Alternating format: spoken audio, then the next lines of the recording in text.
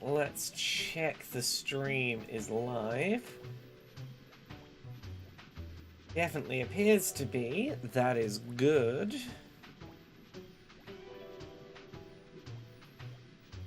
Pop out the chat. Own little window. Quickly do the social post saying we are live.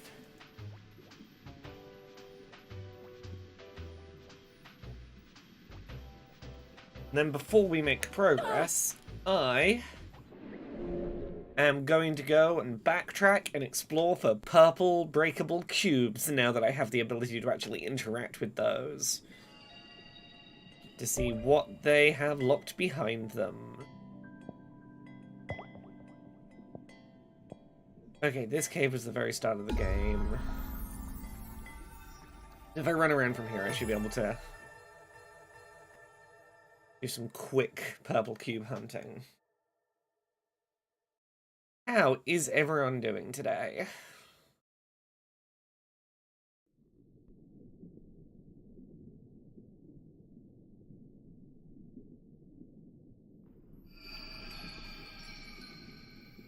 So, I'm gonna drop back down to this starting area because I genuinely do not remember if there was any very early purple cubes. Probably not. I don't think there were any before getting out to the main ocean. But I'm overpowered now, so I can just... It's gonna take me no time at all to sprint through these areas and just have a look-see. In fact, most of the early game I can just sprint past now. You know, I collect my little couple of souls here, couple of souls there. There's no reason not to do so.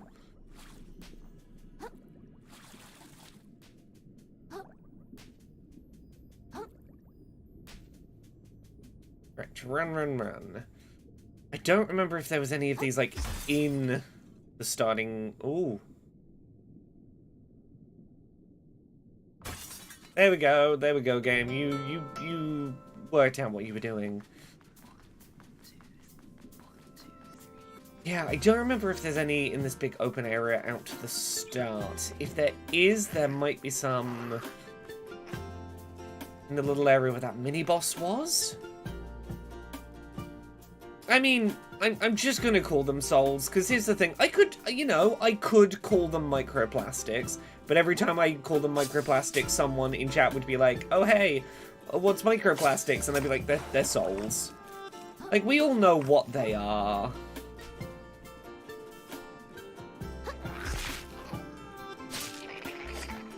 Yeah, I'm overpowered enough I can probably, in this area, not worry about using the hammer. I can just have the quick attacks with nothing on the end of my weapon. Yeah, Krill does a little Naruto run. It's adorable.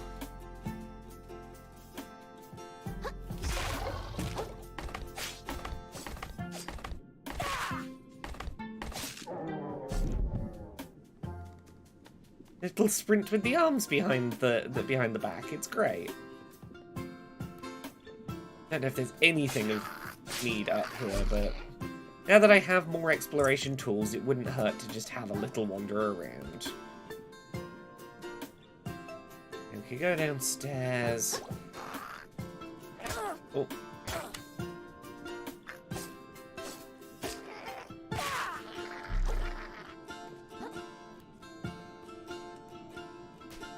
Ah, gems and crystals. Which I'm going to need now that I know that there's an entire boss ability upgrade tree. Was that thing an overt reference to the Tree Sentinel? I mean, it sure seems like it could be an overt reference to the Tree Sentinel. I wouldn't be surprised. This is a game that's clearly made by people that have a lot of love for certain source materials.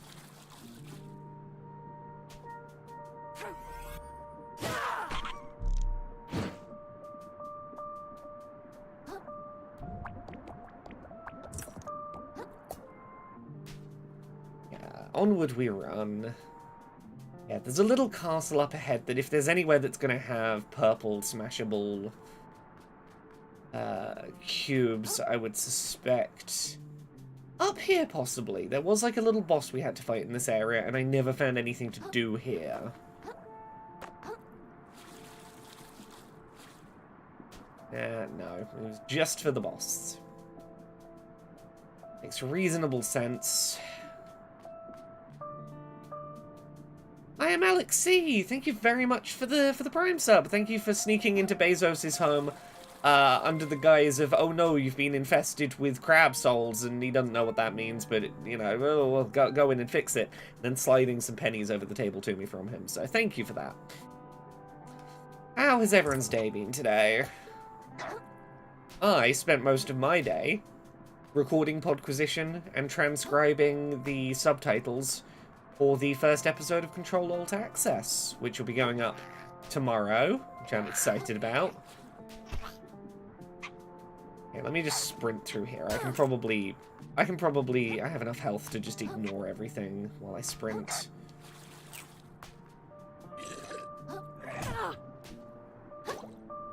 Or not, but... Okay, nothing particularly there with the big purple cubes. There's one place I know there's big purple cubes I can go smash, which is in the very first little dungeon where we learnt about the umami abilities. If I go walk back to that...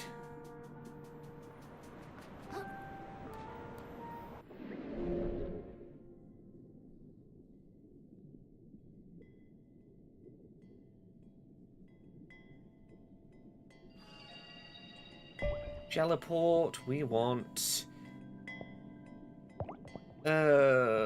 Slight tide outskirts, no. Moonsnail's Cave.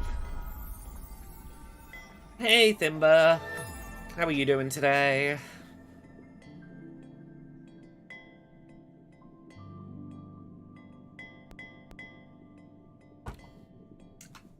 I finally got a work email I've been waiting 10 days for. I've been waiting for a work thing, and it's finally arrived, which means that I no longer have to do the game of, do I need my work day to be available today, or do I work on future projects? Schedule is back to being mine, which I appreciate.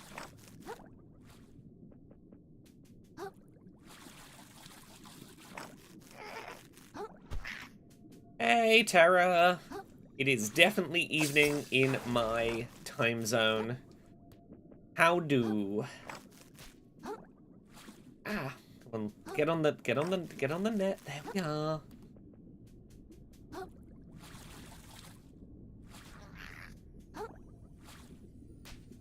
Where were these purple cubes I saw? I'm pretty sure there's one in this big room somewhere.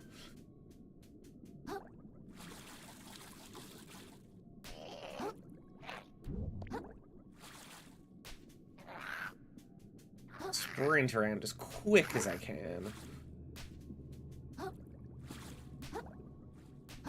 Could be one at the top of this big elevator?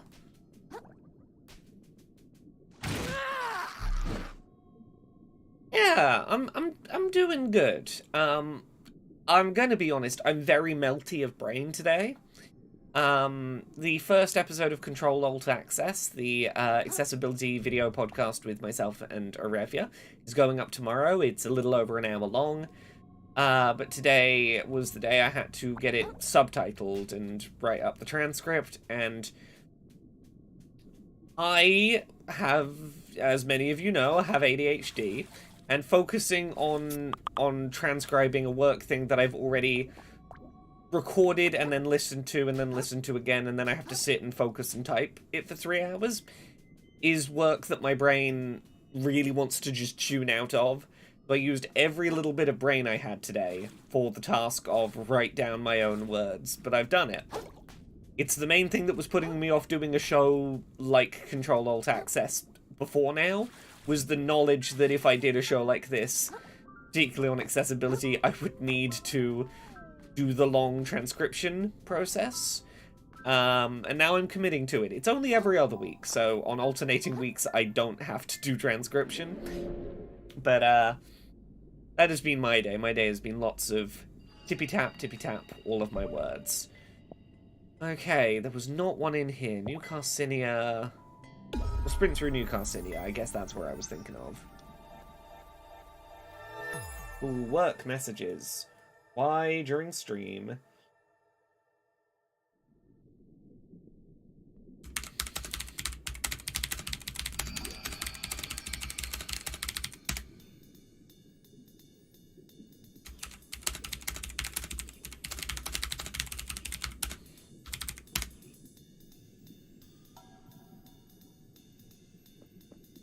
Okay. Where you at? Big, ominous purple cubes. I know you gotta be here somewhere.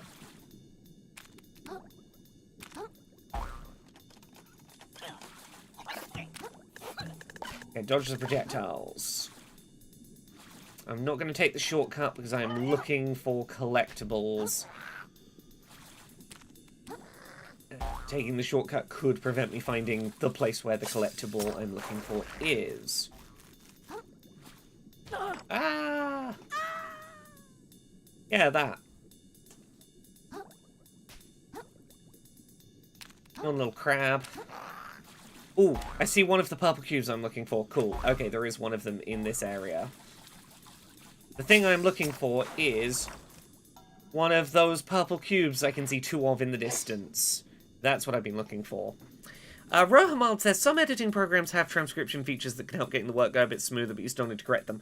Yeah, I already do that. Like, to be open about my transcription process, because most of my stuff that is transcribed goes on YouTube.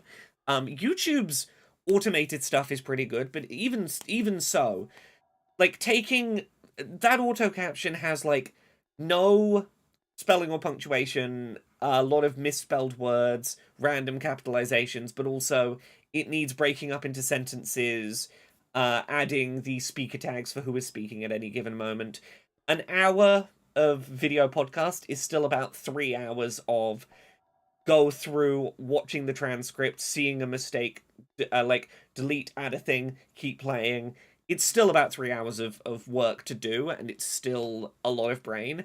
But at least I am not transcribing it completely originally. I'm using a transcript to fix it up into an actual, like, it's the difference between, like, automated captions and proper closed captions.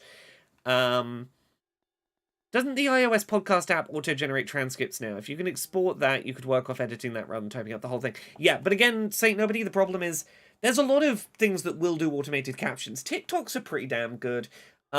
Apple's podcast app will do so. Auto-generated captions are not an acceptable, particularly for a show that is about accessibility. Like, there are some things where occasionally I do default to auto captions. In stuff like my Twitch streams have automated captions. Where there is not an alternative, it is better than nothing. But it is not a replacement for putting the work in to do proper, accurate captions.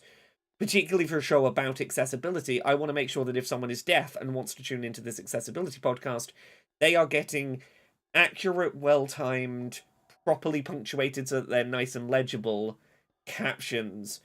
So that they are getting... Because, like, I'm putting so much work into, like, editing the video, making the video look nice, etc. I want to make sure that as much effort is put into making sure it is actually accessible in an enjoyable and not a pain way. Which is why, you know, auto captions are a starting position. They're not gonna get me the whole way. Here we go. This is where I was heading. I'm looking for the cubes. I don't think there were any cubes up this way. I think it was just back over here. Tara says, this arc of Dice Funk has been amazing. I think there's one more episode. Love Barbella's religion. Love how Barb is a true believer that isn't into the politics of religion, like someone on Dry Team. Honestly, this is one of my favorite Dice Funk arcs that we've done in years. I've loved building this religion up. I've loved building Barbella into very specifically like an antithesis to the religious elephant character in the Afterlife season that Nifix had a whole argument with. Yeah, Saint Nobody, you are correct. Like, I use YouTube's automated captions and correct them rather than typing up from scratch, but it is still, like, it's like a 3-hour process. Like, my day-to-day was record podquisition, and then the entire rest of my day... let me just have a look here. Is there any... Where are those purple cubes I'm heading for? Yeah, the entire rest of my day was writing up the controller... I was fixing up the control-alt access captions. Lancelot, that's the fucker. Have I seen those keyboards that court typers use? Yes, the stenographer's keyboards. They seem more like playing music than typing. Yes, I have a vague understanding of how stenographers' keyboards work. I have, in 30 years of learning to use a regular keyboard, I have enough trouble using a regular keyboard. I'm not going to try and, at 32, teach myself a whole new set of muscle memory for a new kind of keyboard. I'm too old, I don't have it in me. Right, purple cubes. What do these purple cubes do?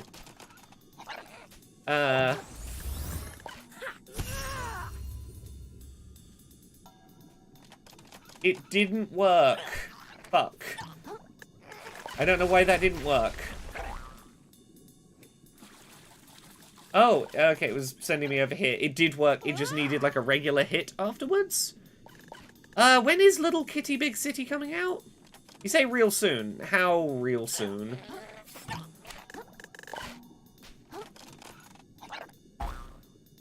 Yeah, fuck Lancelot the Elephant indeed. But yes, we were talking about, it's been fun to make Barbella this season in Dice Funk to be the anti-Lancelot in terms of approach to religion and other people having differing religious beliefs, and that being okay.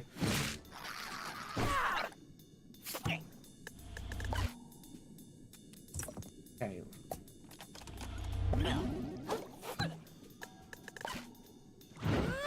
Hierophant, that's the word, isn't it? In a few days. Oh, heck yeah. Oh. That's on me. May 9th. Nice. I need to remember to check that out when it comes out. Oh, okay, I did make it up the jump. Okay, what is this purple cube side path leading me to?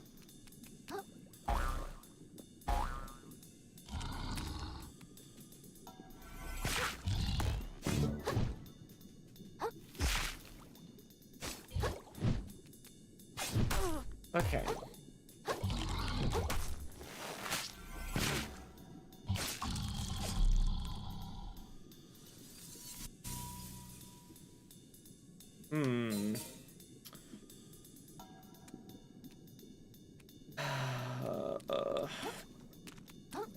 God, the only game coming out, quote-unquote, really soon that I want a date for desperately now is fucking, Hades 2.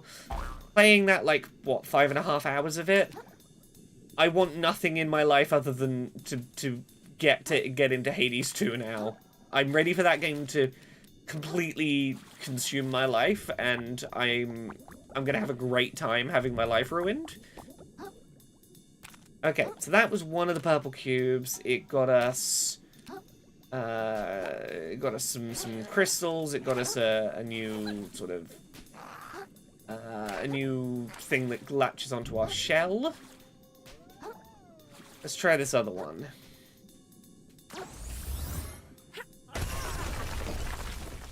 Ooh.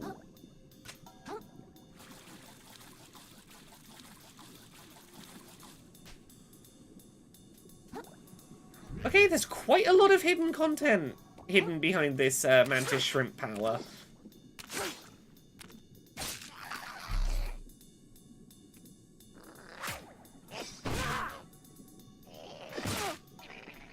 Oh, that was not meant to... Well, okay then. Take Two are laying off some of their staff. How big of a layoff are we talking?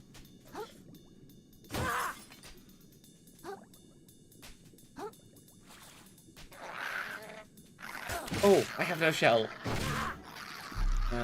I'm trying not to scream. Okay, please don't attack me as soon as I land so I can have my health. I'm so tempted to show you all just like a little tiny tease of that first Control Alt Access episode that's going up tomorrow, because it's got all fancy little graphics and stuff, and I'm very excited how it's turning up together. Our version on YouTube, I learnt how to do video chapters, so that not only can you look in the video description for timestamps, but if you hover over the timeline on the YouTube video, it will tell you what we're talking about at that point in the video, via a system that I previously did not work out how to use on YouTube.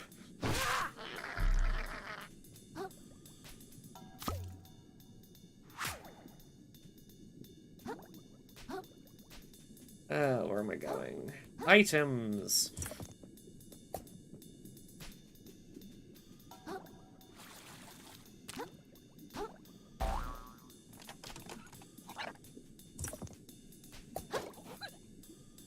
Take-Two's shutting down 2 studios. Jason Schreier has tweeted about it. Do we know which studios it is that are being shut down? You can't get me, little foam dinosaur.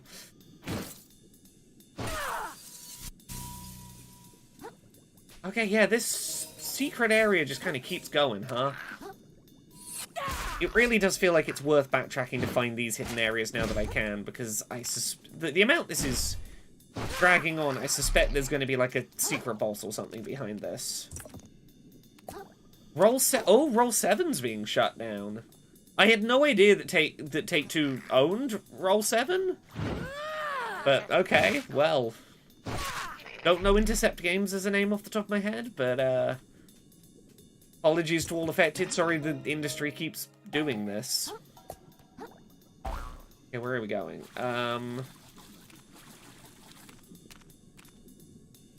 We meant to land on this thing?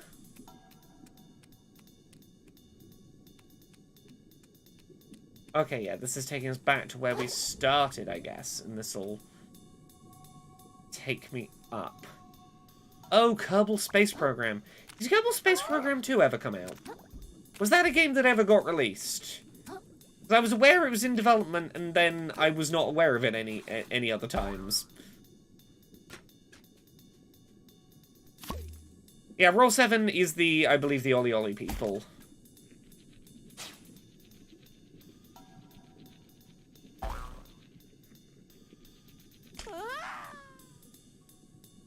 I'm now curious. Where am I? Okay, over there. I feel like I spotted... Maybe not. I thought that was like a hidden path over there to the right, but I don't think it is.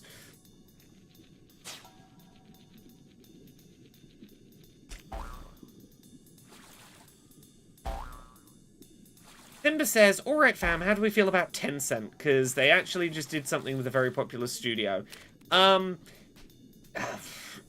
Tencent is one of those people, one of those companies that's just like, we pour money into everything so that we can own a piece of everything.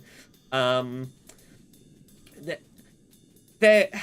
one of those investment fund types where it's like, they secretly own a piece of fucking everything you care about.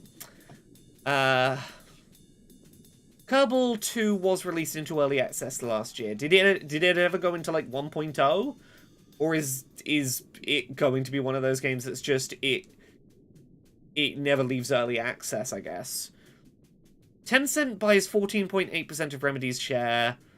Remedy CEO says we don't see this changing anything. No, Tencent does this. They buy large enough stakes in companies that, like, you know, if they wanted to, they could play around with having some influence, but they mainly make stable investments on profitable companies and just kind of sit with that. So is there any way for me to go past this gate thing? It looks like there's something back here and I should be able to go here. I don't know how. Will I jump from up there somehow? No. Okay. Like, I'm pretty sure they own, like, a pretty sizable stake in Nintendo, for example. One sec.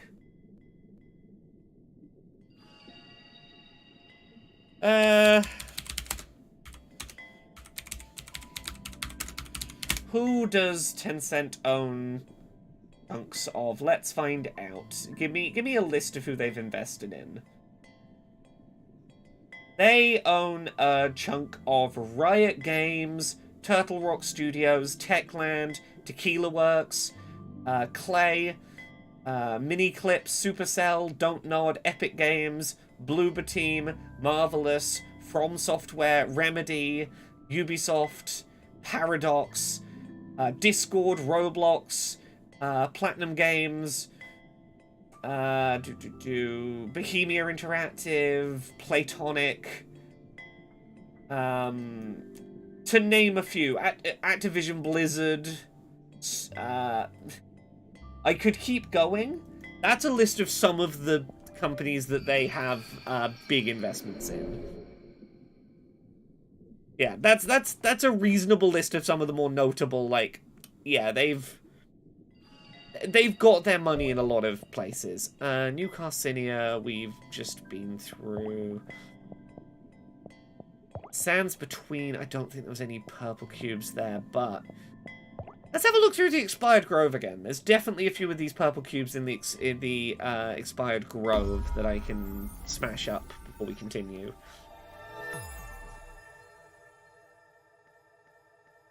Yeah. I mean, look, Tencent's, from what I can tell, Tencent's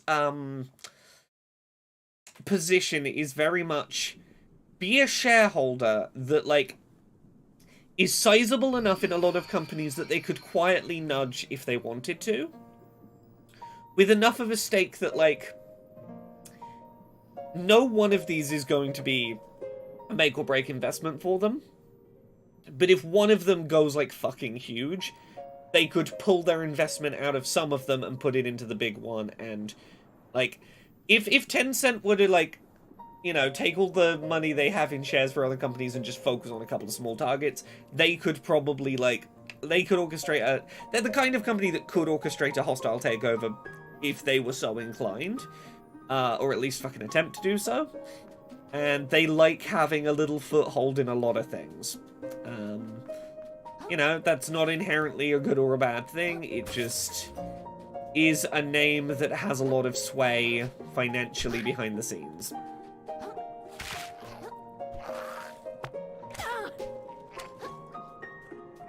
Okay,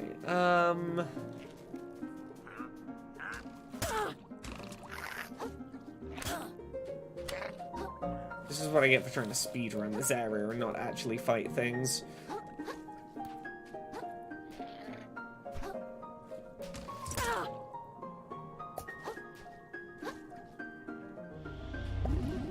Incumbent Hero says, apparently Helldivers 2 is already the 7th most profitable Sony published game.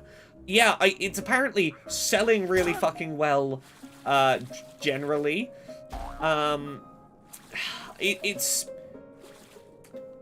Here's the thing, I was thinking about this story earlier today. You know how recently everyone was, like, kind of making fun of Sony for the fact that they were they were like, oh, we're building, like, 15 different teams to invest in live service games, and we plan to have a live service game, like, every 2 years, or, like, every year for the next, like, 7 years we've got a live service game planned. This is why. Because most of them will flop. Most of them will be like, what was the one they did previously? Destruction All-Stars? The sort of car combat one that never went anywhere. For every, like, 3 or 4 of those that you have that completely fall flat on their face, you have one Helldivers that's, like, already one of the most popular, you know, financially successful things you've ever made this early in its life cycle, and it pays for the others. Like, there's a reason why this business model is something that a lot of developers have a lot of desire to strike it rich with.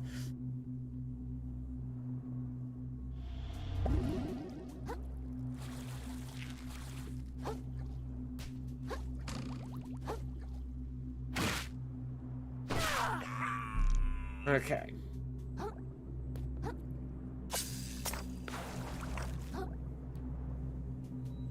Arrowhead expected less, below 10k before release. Really? That seems like way too low a number. That like they wouldn't have been given the budget to make the game if that's where their projections were at. Like, it's hard to believe that those are the numbers and that they were financially allowed to continue making the thing.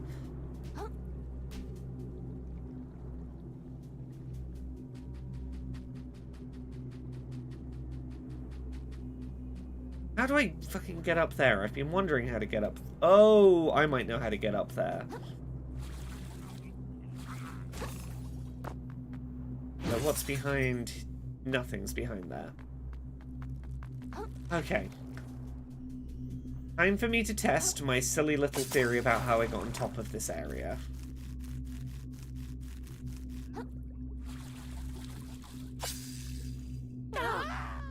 Not like that. Not falling off the ledges. Why do you turn me around when I fall in this room? Why is it just this one room?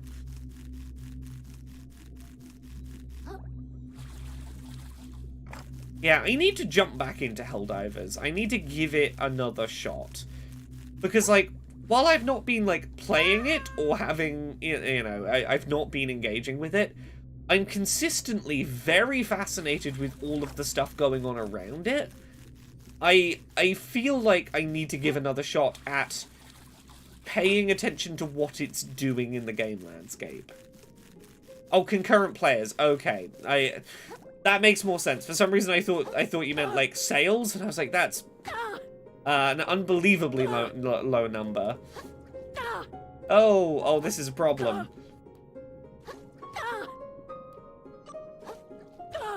Oh, okay. That was a problem, but we got out of it.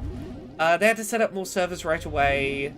The count is always between 100,000 and 200,000 live players. I did see there's a rumor doing the rounds that they're working on an Xbox port of Helldivers. So we are seeing the continuation of PlayStation and Xbox kind of just becoming the same one brand a little bit. Okay, I don't know how to get to that point then. Oh. Loading zone. Right. So let me get my phone on charge before I forget.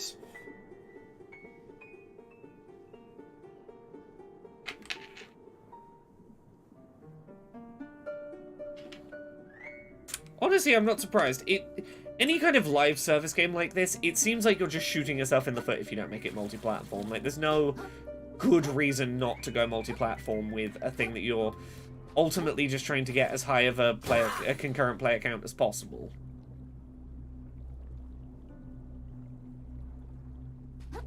Ooh, I see a purple cube. I'd previously missed. Let's go get it. Hey, Artisynth. Okay, before I hop down here. Okay.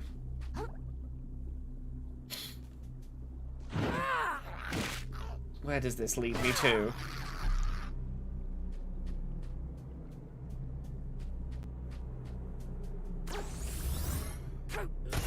Oh, is this just opening a shortcut route somewhere I was earlier? I think. Oh, yeah, this is the colander.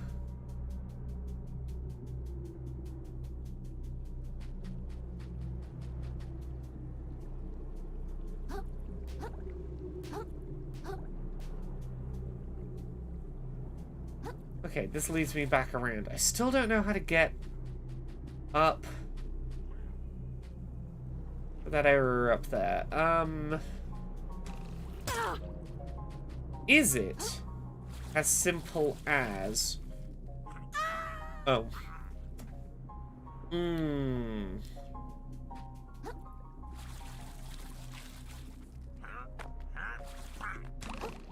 Okay, let me see if my new silly theory works. Oh, I broke one of the glass bottles. That was explicitly what I was trying not to do, because I'm thinking... No, okay, you can't land on a glass bottle or it smashes. Okay, then that theory is out the window. How do I get up there?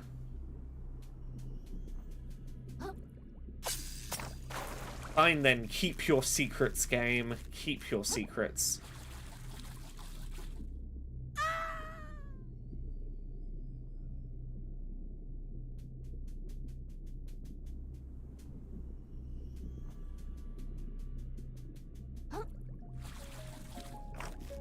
Honestly, it really does seem like right now Nintendo is the only company in, like, the console space that is financially in a good enough place to justify having exclusives anymore, or, like, you know, entirely their first-party things be exclusive.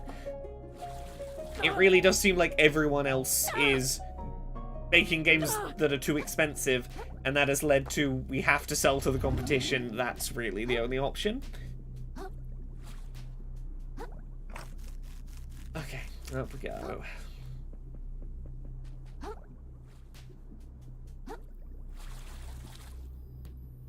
Can I level up?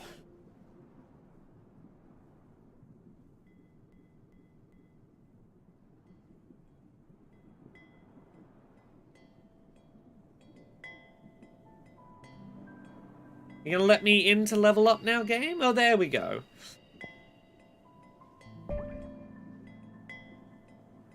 Hey, next Tad. I'm sorry to hear things have not gone well. Hopefully the fact that chat here is a good supportive place can help a little. Always sucks when you know, stuff like coming out doesn't go well, but you've got our support here. Welcome, Raiders. Hello, Purple Penguin Raid Club. How are you all? Right, let me zoom. Oh, this is there. Oh, I already was in the place I thought I was trying to get to. I thought it was a secret area. I'd been going here all along. I am a fool. Oh, Dandelion, thank you very much for the 34 months of sub. Thank you.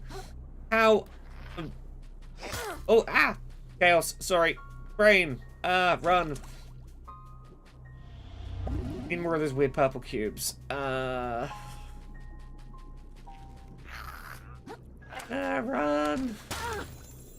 Oh no, they broke my shell. I have no hammer, I have nothing. I'm nude as the day I was born. Oh, and that mini-boss is respawned. Oh. No, thank you. I would like to run away. Okay, I know one of the big purple cubes I need to break is here. That's okay, and a shell. Oh. Here it is. What do you do?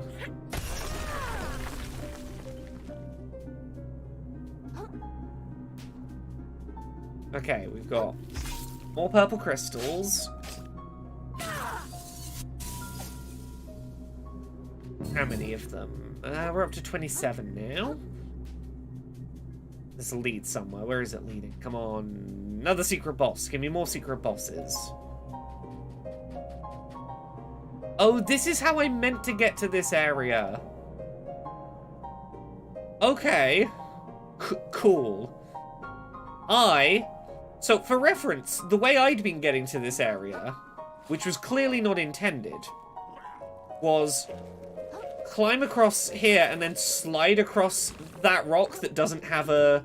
Like, I'm not supposed to be on that rock. You can see I just sort of T-pose slide on it. But that's how I'd been getting to that area. I did not know I was not meant to do that. I assumed they'd just forgotten to, you know, correctly apply a material to, like, an important place I was supposed to walk. No, I was breaking intended progression. You know, like one of them pro gamers. Hey, Bellabean. Ah!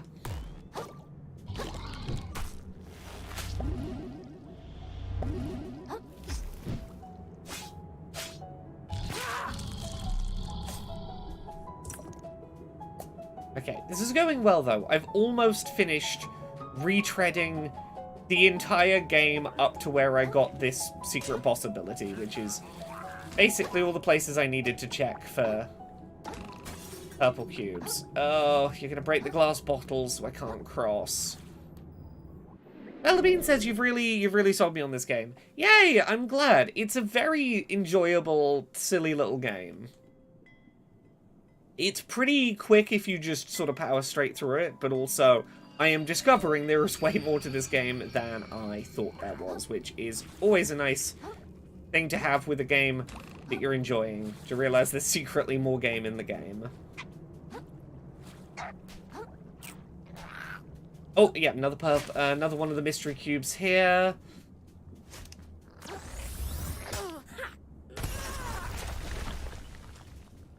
Crab, stop attacking me while I'm trying to find out what's behind the mystery cube.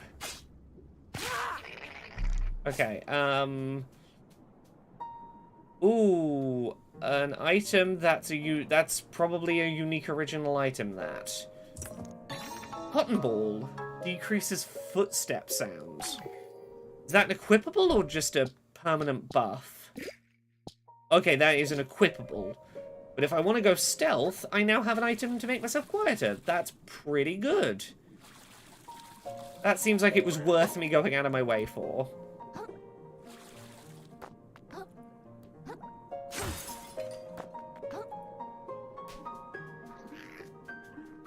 Oh, Gertrude, thank you for gifting a sub. Thank you. Run.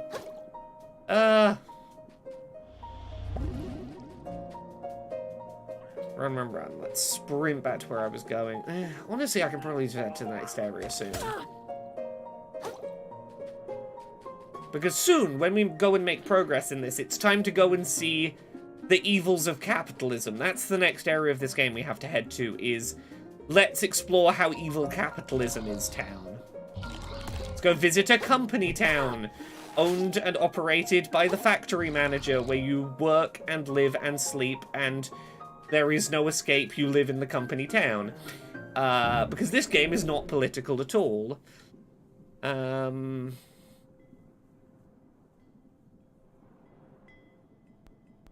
How much are the shoulder buttons used in this game? I want to play it, but I'm not sure if I need the switches or not. So, are L1 and L2 used for anything? Okay, L1 is hiding in your shell.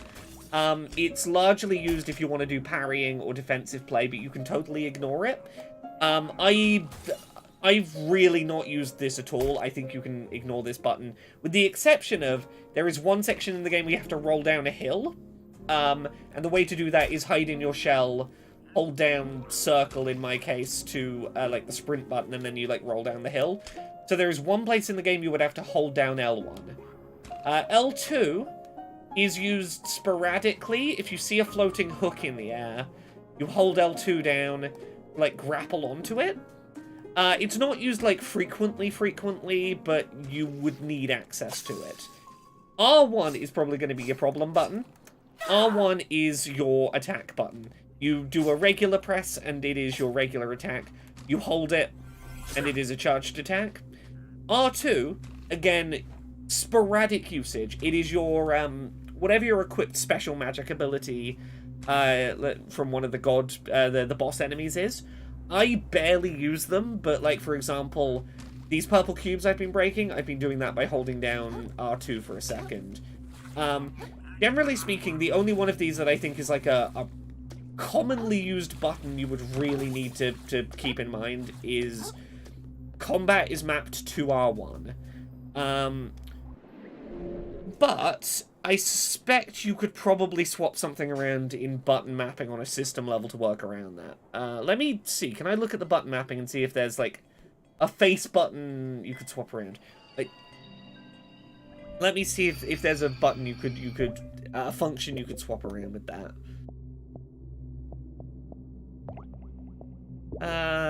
Oh, you can rebind the controls in the game itself, so that's good.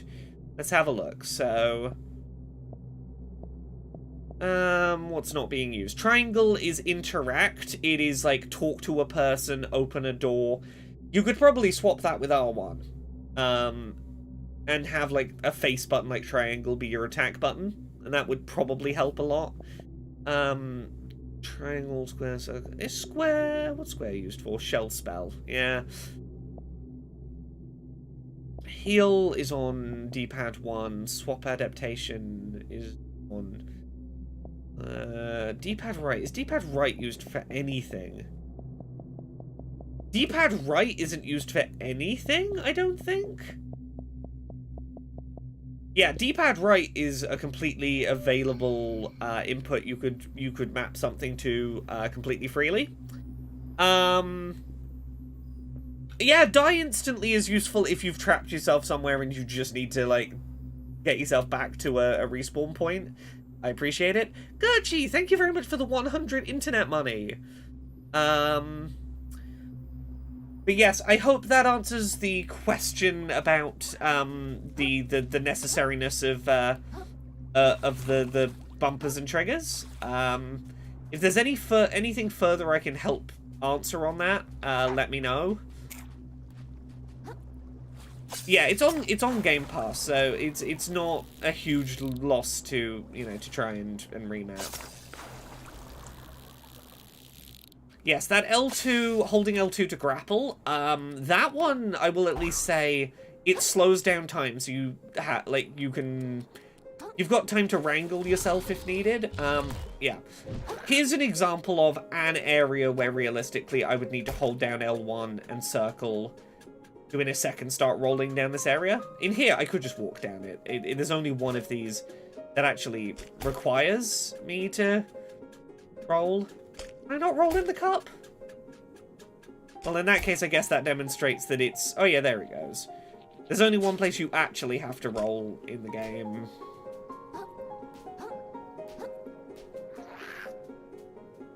Okay, let me have a run around here.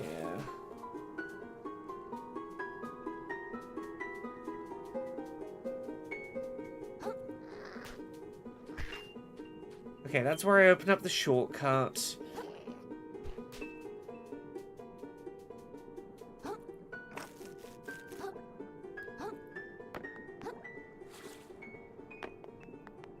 Oh, and then we went down to the area with the weird loading zone. Let's run through there again quickly, just to finish. I know this is places we went on the stream on Monday, but I'm just... Now that I have this ability to unlock new hidden areas, it feels silly not to go looking.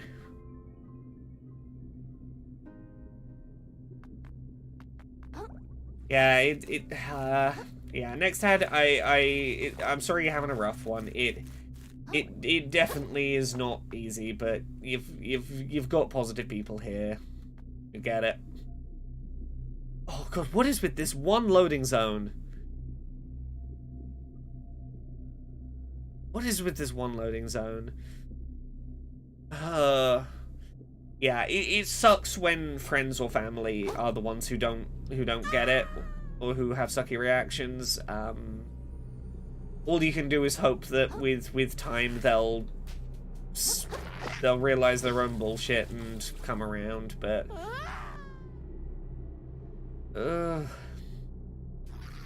I need to stop falling off of things. I need to get better at playing games.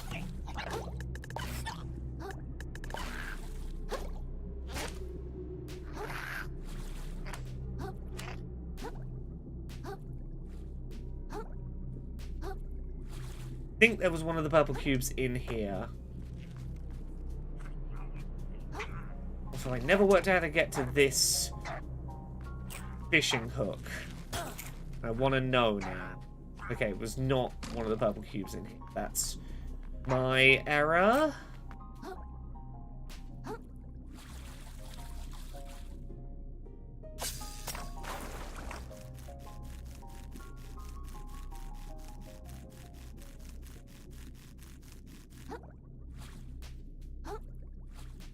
Okay. Oh, this damned corridor. Make sure I have clearance above my head before I swim across. Ah!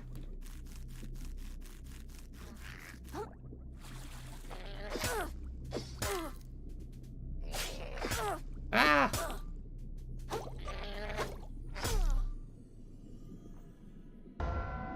That's not how you do this bit. I don't know if you could tell. I did not do that bit correctly. You see, the secret is I'm not supposed to have died there. I'm supposed to just, like, not get killed and then keep playing the game is, like, the, you know, that's, like, the pro strat for this area. You know, I was trying out something new, seeing if it would work, but,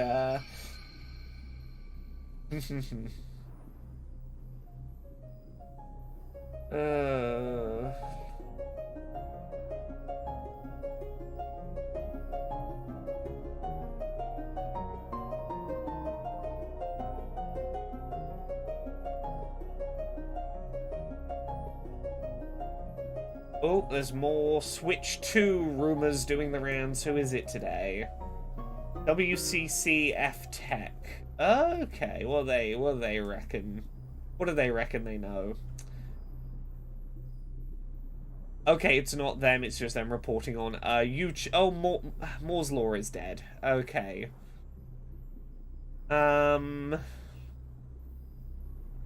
Very powerful in docked mode, hitting 4 teraflops, docked, clocked very high. In handheld mode, clocked crazy low, possibly below 800 megahertz. A battery life,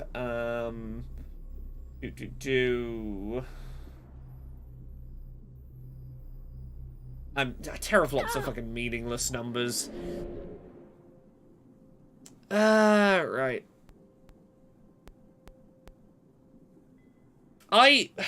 I'm skeptical of that kind of fucking disparity between docked and undocked, because they want the same game to run on both, and there's no point having all that extra docked power available if if the game has to also run, like, you have to design for the lowest spec and then build on top of that. That seems like a very weird way around to have your power profile.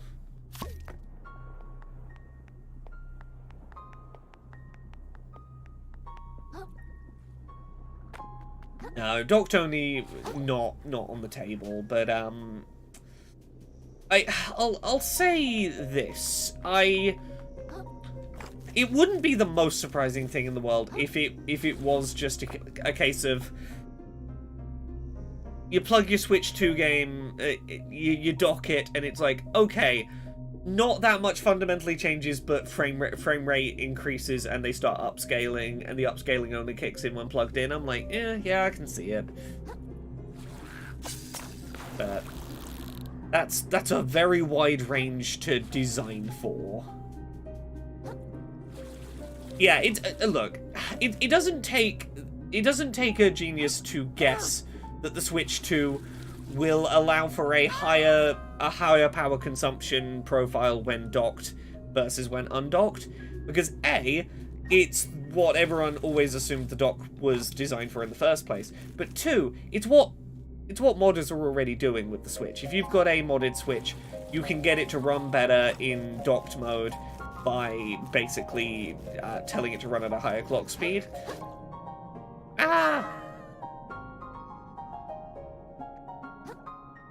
Yeah, it's... I imagine it's not going to be loading in higher resolution textures or anything. It's literally just turn on the DLSS upscaling chip.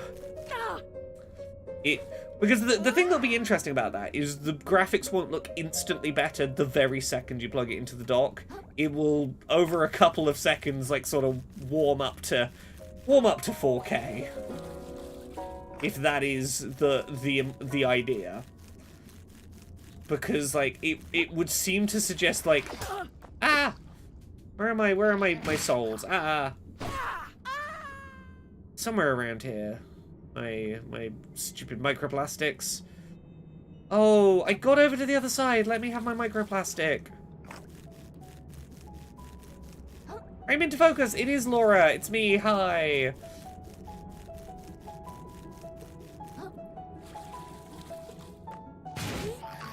Are my souls not around here?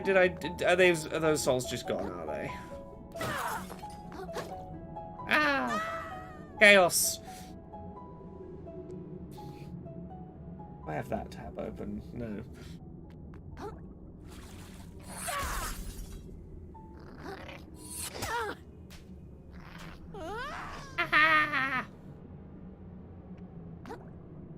Where am I? What's going on? No, let me through. Let me through other crabs. Ah.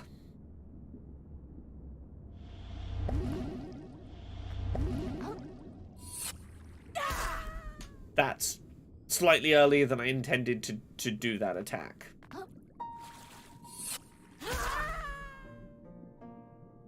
Ledge guarding. People who ledge guard in video games are scrubs. Stop ledge guarding, it's cheap.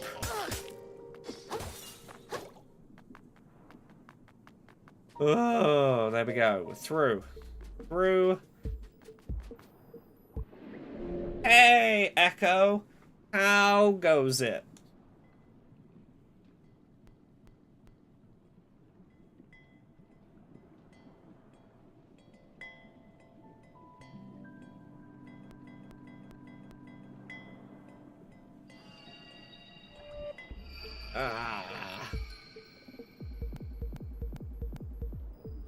Unlimited wings night? Fuck yeah. How close to unlimited wings did you get? You good now, game? You sorted yourself out? You got it? You all good? Right, were there any of those purple 40 and 48? Fuck yeah. Get your money's worth out of them wings. I'm going to assume this was a deliberately not eat for a while first so that you're really ready for it kind of all in kind of session.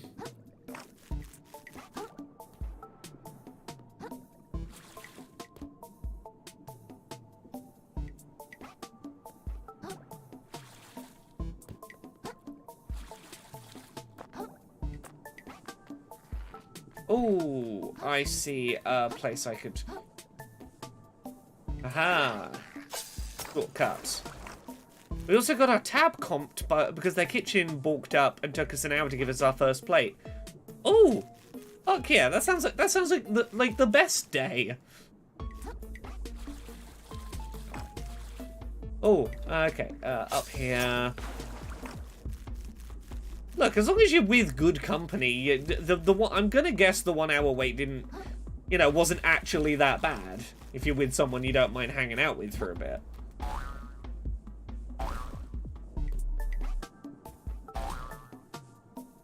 A huge pile of wings and a few pints, and all we paid for was parking. Oh. Oh, if there's one thing better than unlimited food, it's unlimited food and some drink and you don't pay for it.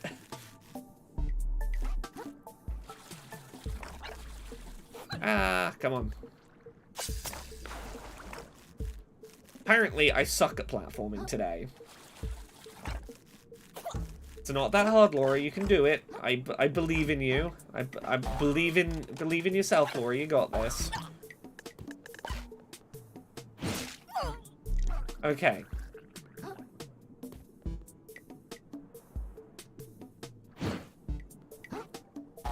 I don't even know what this is going to lead to, this little climbing frame in the sky. That further climbing up there. Ah, no. No, no, no. No, no, no. No, no, no. Okay. One more try. One more try.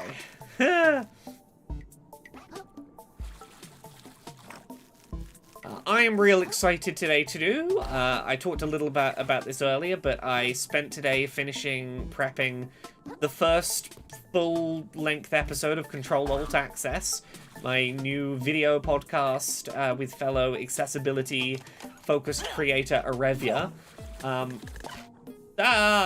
No! Seahorse, stop it! Finished doing all the subtitling and stuff. It's a little over an hour long. And it's a video one, so, you know, you can see me talking about the games and see footage of the games as we talk about them and such. Look at us being all cool and getting with the new millennium. Run.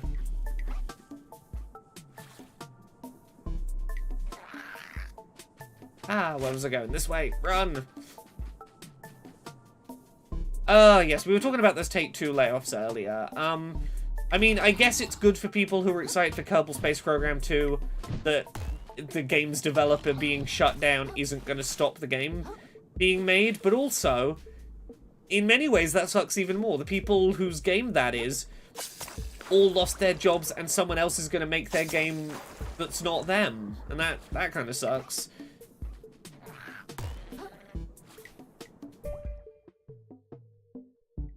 I saw Arlo, of all people, use some HD emulated Breath of the Wild footage in a recent video. The improvement was insane. You know what's ridiculous? One of my favorite things I've seen someone do recently is mod a different amount of RAM into their Switch. Basically, find a compatible RAM chip that is, like, the same size, the same, like, compatible, and just remove the Switch's RAM and put new RAM in. And start going, like, cool, can we, like, can I push games with unlocked frame rates to run at, like, 4K? It's ridiculous what replacing just one component in a Switch was able to do for performance on a thing that if anyone has the tech skills to do, they can just do now, and it works. Okay, here we go. Well, apparently I never got this purple crystal before. Just ran straight past it, I guess.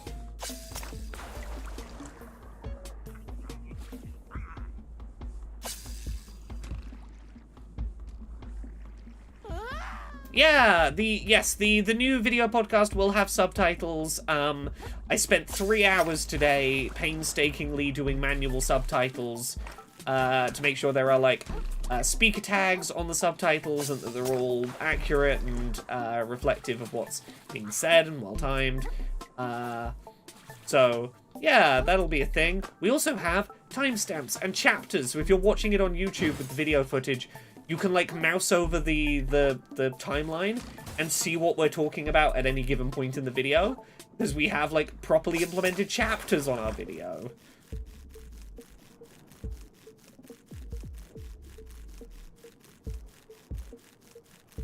I might do a little tiny... I might show you a little tiny tease today during the stream just to give you a sense, because we've put, like, a whole little audiovisual thing together, and I'm really happy with, from a technical perspective, how it's come together.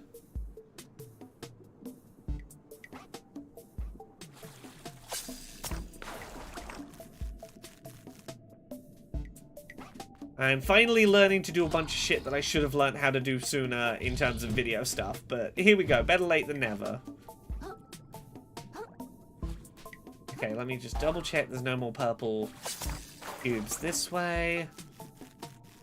Do you know what? Let's do it now. Let's pull up the first episode of Control Alt Access. Just a little snippet of it. It's going to be going up tomorrow, but just a little tease. Show an example. Where's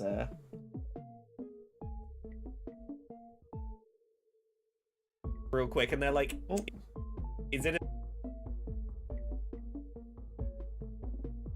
there? Here we go. Here we go. So yeah, as you can see, at this point in the video, we're talking about Laura's update, talking about Hades 2, another Crab's Treasure, and Balatro. Over here, we talk about World of Warcraft getting an arachnophobia mode. An AAC interface being designed for Minecraft. You can just sort of scrub along the timeline and see, like, who's Arevia, who is Laura. Here's the intro, and I'll give you a little snippet so you can see what our little audiovisual presentations turned out like. A secret thing, and I'm like, yeah, it's a secret thing. Oh, sorry about this, chat. But yeah, what have I been playing I can talk about recently? I'll talk about the one I was playing, like, literally the other day. Hades 2 had a technical test that you could apply to get invited to, and I got randomly selected on Steam to be able to play some of. So the original Hades, for anyone that doesn't know, is a top-down action roguelike game where you are playing as Zagreus, the son of Hades, there's your little snippet, but you see, we're on camera with subtitles, with proper chapters, and then like, hey, we start talking about a game, here's footage of that game. So you can see the thing. You can see what it is I'm talking about. Do you have a link to this video? It's not out yet. It's coming out tomorrow. But that was just a little tiny snippet to be like, oh hey, doesn't this look like a cool thing? Keep an eye on youtube.com/LauraKBuzz tomorrow. If you're not subscribed there already, go subscribe. I'm gonna say like 2 p.m. UK. It would be what, 9 a.m. Eastern, 6 a.m. Pacific. It'll probably be going up. I think that's the plan. So 2 p.m. UK, 9 a.m. Eastern, 6 a.m. Pacific. So early afternoon for the UK. In the morning, right around when people are waking up and going to work. For the Americans, it is about an hour long. Yeah, it is our first little taste in a new thing. You can subscribe. It's also available as audio on iTunes, Spotify, SoundCloud, Google Play, YouTube Music, wherever you happen to find audio, so you can go subscribe to it in those. But the video version is, if I'm honest, the one I'm really proud of. We've made it so it's a show that that you never need to see anything that's on screen, but I've put a lot of effort into the little audio-visual presentation of it all, and I think if you've not seen me and Arevia do stuff together before, I think you'll really enjoy our energy. We get on very well and we have a lot of fun together. Right. Oh, where were we going? This way. Right. Any more of those purple cubes this way? I don't think there were any over this way, but we'll check. No, okay. Oh, I need to bring my mini chat window back on the other side. There we go.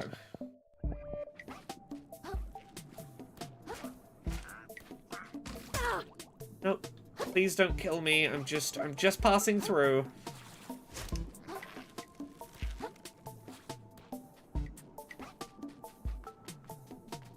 And this is where we met the guy that upgrades the purple cubes. So we've backtracked and checked.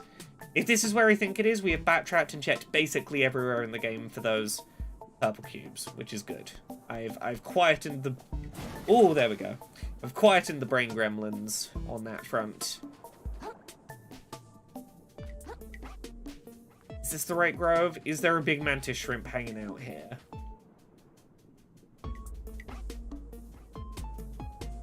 Oh yeah, there he is. That's the guy that taught me to do the punch that's been getting me through all those big cubes. Cool. I now have checked everywhere. Can you upgrade more of my adaptations? No, I can't afford that. But yes. My other thing tomorrow is I've got to do a big scary talk for a big company tomorrow. I'm doing a corporate speaking engagement tomorrow. Which is, you know, it's good money for a thing that I know how to do and I'm confident with, but it's also I always get nervous when I've got to do speaking engagements because it's very nerve-wracking when all of a sudden very fancy corporate people expect me to teach them things and I have to be well-spoken and interesting and amusing and be like, I have to be very interesting for an hour. I have to make myself a very interesting person for a very solid hour. That's a scary thing to do. Thimba says, Laura, any tips for players who don't know how to progress in this game? I'm in the cave, I was sent there by the Queen Guard, but I don't know where to go from there. It seems like a huge place. I do it every time on Twitch. On Twitch, I have, like, a video game that, like, I can just stop talking and the game can happen for a bit. I can't do that when it's just me on a Zoom call and I'm like, hello, corporate people. I have to fill the hour with no silence. Thimba, I'm gonna guess you're in the Moon Snail's cave? How far into the Moon Snail's cave are you? I'll start running through it. Just, like, put your hand up if you're like, oh, that's where I am and I don't know where to progress. And I can just, like, very quickly run through that cave and show you progress. I don't have any good tips, but I can literally just be a walkthrough for you for a second. Have I considered doing my Zoom presentations via the medium of screen sharing Let's Plays? I think I could only get away with that if my presentation was about, like, a single game. Okay, Thimba, have you unlocked that first shortcut? That fishing line going down that we can see over there? As if so, I'll, okay, yep, so I'll zoom over there.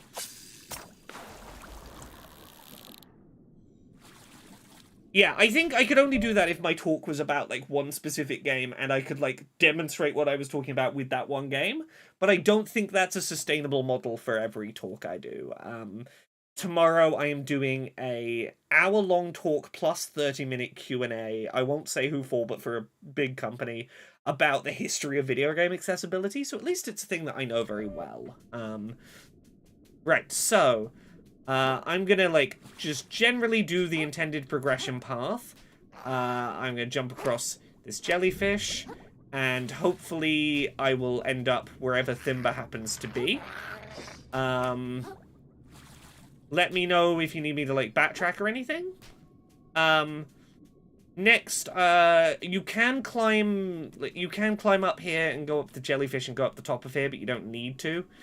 What you're trying to do is go along where these crabs are.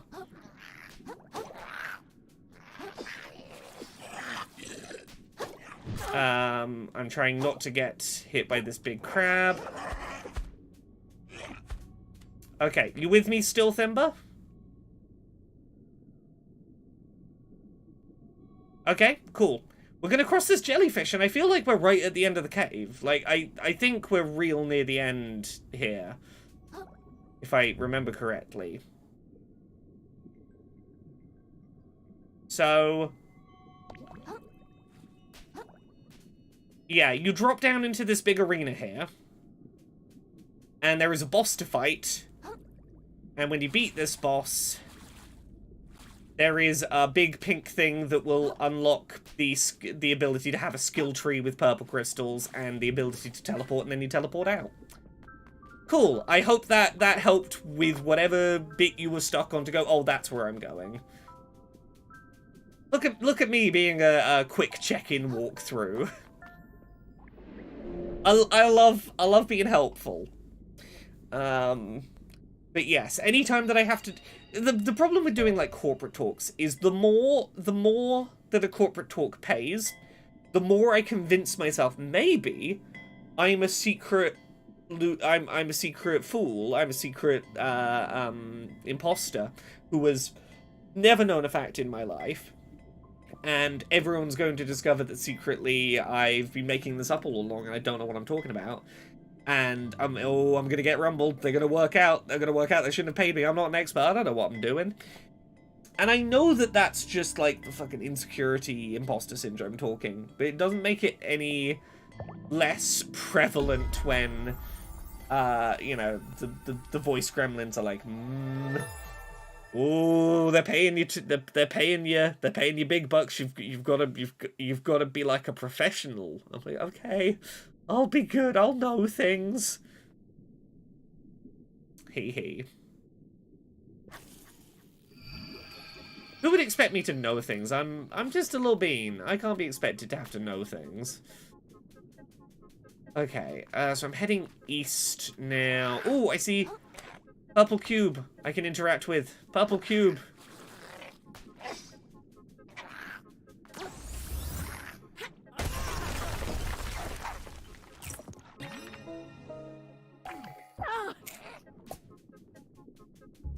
Actually, yeah, let's explore the wild wastes a little. Yeah, I'm sure it'll be fine once I've done it. It's prior to doing these talks that they're always... And this I know this one will be fun, because I've given a very similar talk to this not that long ago for a university. It's, I know I've got it in me. I just have to, you know, do it.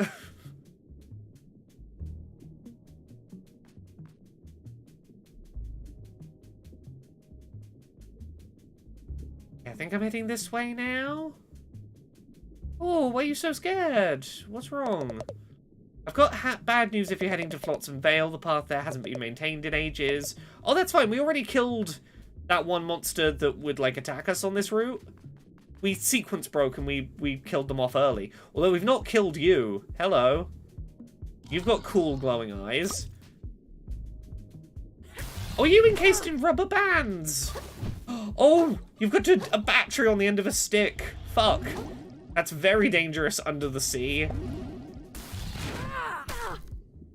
Oh. Oh, you are a dangerous foe.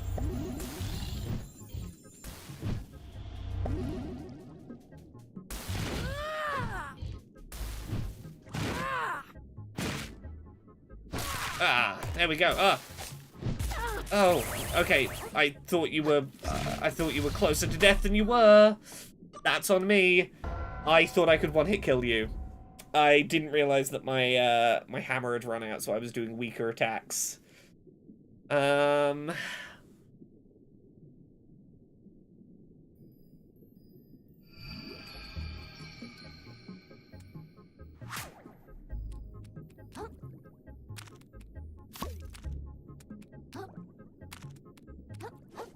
I cannot chime in on whether years were good or bad for me, because I will be honest, my sense of time and position in time is real bad. I don't know where I was or what I was doing in my life in any given year. And I say this as someone who's like, life is documented on the internet. I could work out what I was doing in 2009. I don't know what 2009 was. That was what, 5 years ago? I was maybe at Destructoid UK? No, I'd have started at Kotaku UK. That would have been like, I'd have been living in my current place at that point. Time is weird. Yeah, I can see how swine flu would kind of fuck up a year. Yeah, I don't like that 2009 is 5 years ago. That's cursed knowledge. Okay, this time we're gonna fuck this guy up.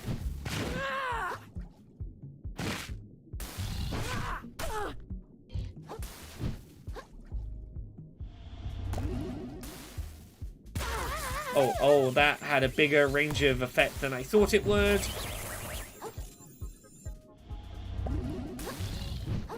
Okay, I need a new shell.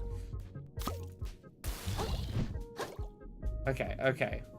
Sorry, that's 15 years ago. Sorry. Oh my god, time. You're right, I'm thinking 2019. Sorry. 2009. God. This is like when someone says 20 years ago and I'm like, yeah, 1980? No, 2000. I'm like, oh no. Yeah, the 80s were 20 years ago, right, fellow kids? Right? 2009. That was what, 3 years after the Wii came out. I'd have been 18. God, 2009 was a really fucking eventful year for me. 2009 was the year I got diagnosed autistic, dropped out of school with failing grades because I had untreated autism or unsupported autism. Came out as trans. Yeah, so got diagnosed autistic and came out as trans that year. Oh wow, yeah. There's a lot of things that happened that year. Yeah, it was the year I got diagnosed autistic and the year I came out. Anyway. Ah, God, this fucking enemy.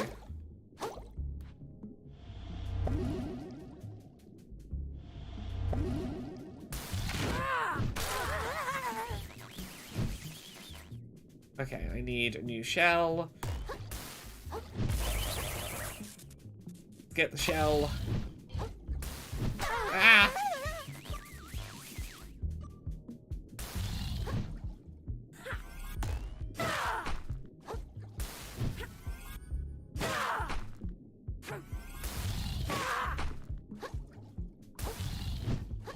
Okay. I'm going to defeat you. Ah, so close, so close. We'll get it. I'm good at this video game.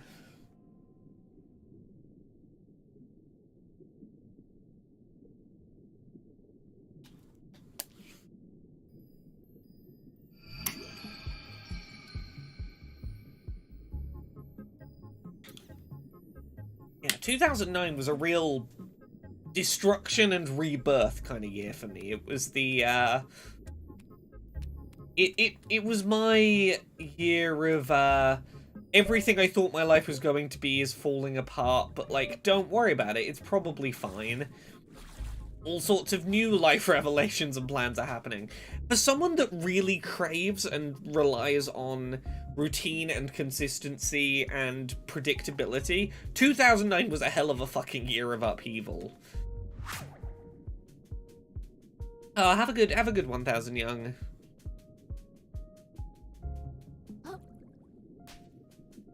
Okay.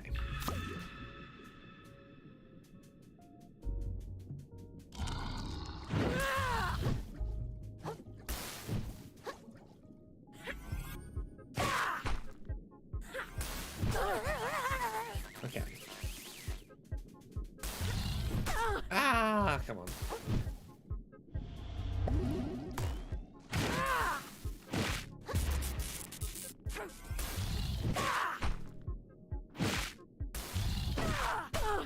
Okay, back away. I got a little greedy there, but we managed it.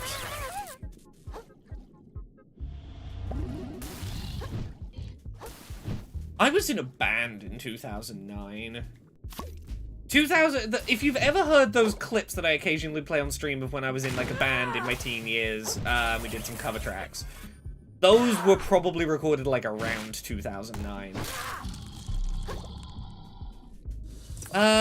What year did Danger Days come out? Danger Days 2009? It might have been, because it was set in the distant future year of 2019, which would have been a decade ahead, and that would make sense.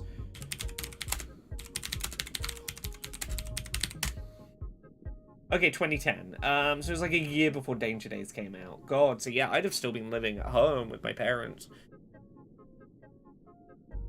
God, I remember Danger Days, the My Chemical Romance album, the first time you could hear it start to finish was like a live stream they did of it, just before its release day. And I remember me and my, like, at the time girlfriend sat in, like, the kitchen of my parents' house around the family computer, excitedly listening to this MCR album for the first time, being like, I know this is the kitchen, but, like, can we have it just for us for just like an hour to get excited about this thing? Crowded around, like, the family computer. God, that was... I was so young then. 2009 was before that. Wow. Well... That's some insight into where my life was at in 2009-ish. Ooh, what's going on over there? I'm just going to explore the wastelands for a minute now. I see... Ooh, is that a purple cube? I see sparklies. It's one of them purple cubes.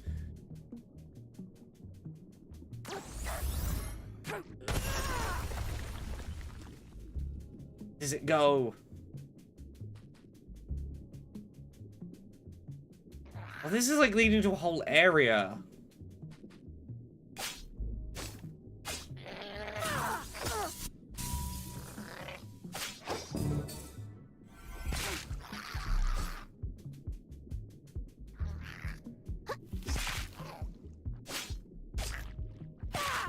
Okay.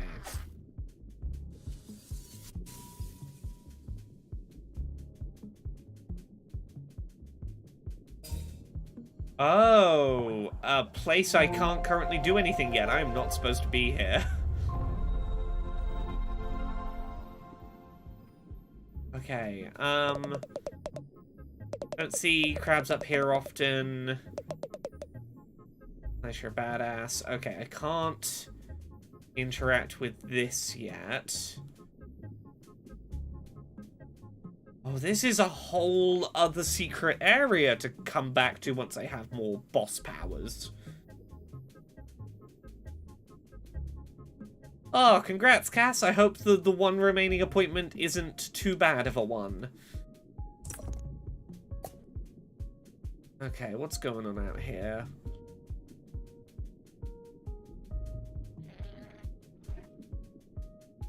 Oh! Increases your dodge roll iframes by 30%. Oh, fuck off. Just kidding. You can change costumes in the status menu. I genuinely thought the fucking Praise the Sun Dark Souls out. I thought they were telling the truth there, and I was gonna get 30% more fucking iframes.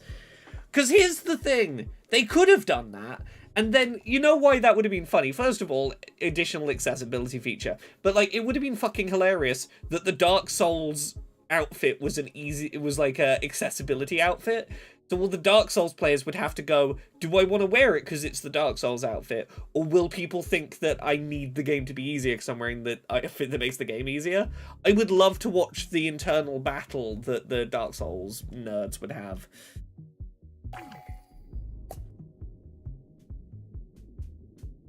Well, that's a cool thing to have found.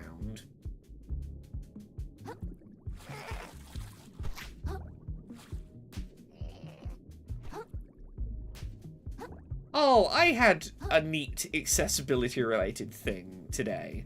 I have a thing called an access card now, which is a card that's just like, hey, the company that makes this access card, you show them proof of diagnosis that you need access accommodations, and they provide you with a card that's like, it just has icons on it for the accommodations that are appropriate for you. That, like, a lot of places in the UK and Europe will just look at it and go, cool, I will just take you at your word that you need that accommodation, and not do the whole song and dance of, well, can you prove that you need it bullshit, because people have been abusing accessibility accommodations, such as, like, people using wheelchairs when they don't need to in airports to try and get on the plane first and shit like that. I was talking to someone at the Game Accessibility Conference last week about this, and was like, yeah, the number of times I have had to, like, fight for accommodations recently for for a couple of things where it's like, it's just been really tiring. I did not know this was a thing, and I got approved, and I now have a little card that has a couple of icons on it where I can be like, hey, do you recognize this? I need help with this thing. So that's cool. Did not know that that was a thing that previously existed, and now I know, and that's positive. Ah, oh shit, there's already a crab in that shell. Ah, fuck. You got me, other hermit crab. You did fool me. This game's equivalent of mimics got me today.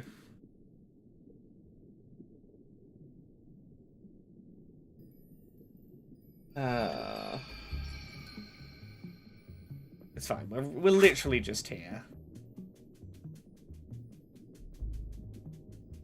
Oh, I have some fucking cringy 2000s pics. Saved aside. I sure thought some fashion choices were a good idea at points in my teens.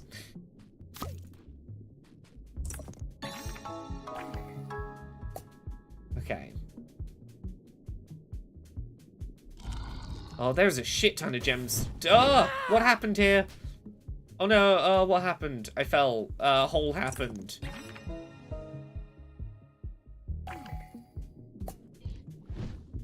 Okay, I was trying to fight you before. Can I fight you now?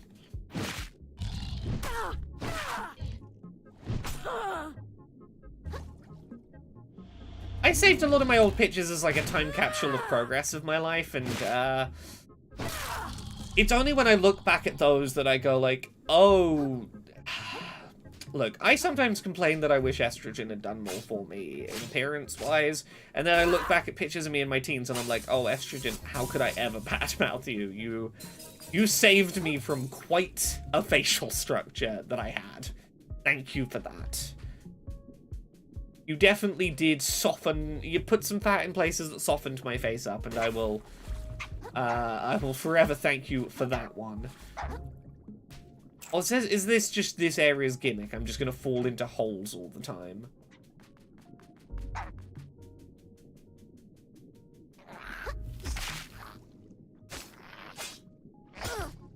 Oh yeah, even from like, you know, 5-6 years ago, I can see the changes to my face. Ah! Like, some of my, like, pictures from when I'd, like, just come out are, sure are a thing. I find a baby trans Laura that I can show off on stream today, probably. Let's find you a good baby tran.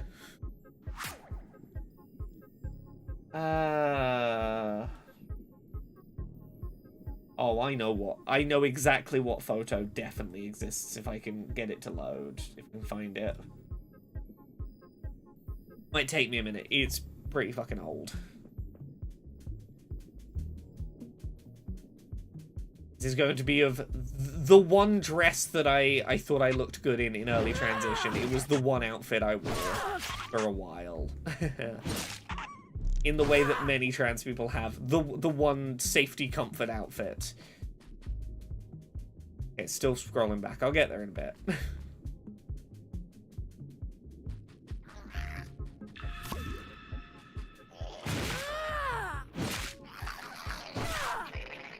I have no idea what photo this, what year this photo I'm about to show you was from. I will... Ah! Nope. Oh, fucking worm. No thank you. I would like for you to not eat me like that.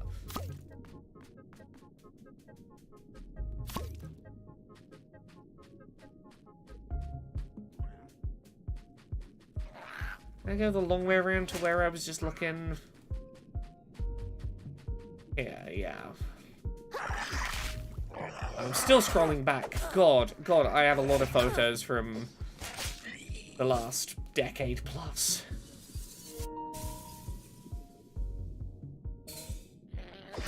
Oh, come on. Okay, pause. There we go. No battery in my controller. I should do something about that. God, I'm still scrolling back. What year am I back to in this scroll right now? It's got to be less than a decade ago because we're in Podquisition era. Okay, 2015. Okay, I'm nearly a decade back. That was images of me cosplaying as Max Caulfield from Life is Strange, which is a thing that exists. There are photos of that.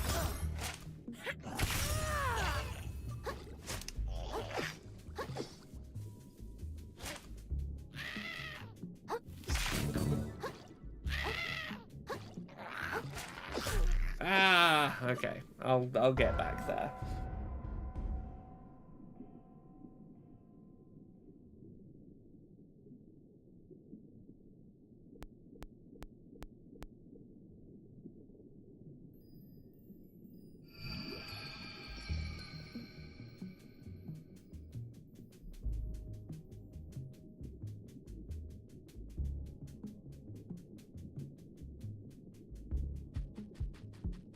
Okay, this was where I died. That's fine.